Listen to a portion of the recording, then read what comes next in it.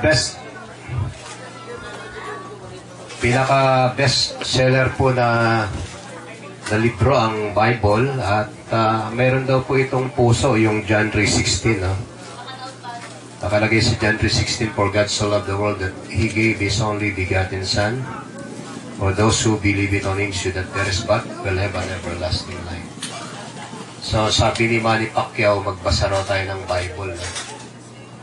Magaling siya magbasa nga ng Bible. Ito raw ay nakapagpapabago ng buhay ng tao. So tanggapin ninyo ang Bibliang ito, maging gabay ninyo sa pang-araw-araw ninyong buhay. Tanggapin ninyo mag-asawa. Pag-pray natin, Lord, maging gabay po sa buhay ni Basil at Jackie ang iyong salita. Makatulong po ito sa magandang direksyon ng kanilang buhay, maging kanilang mga magiging anak.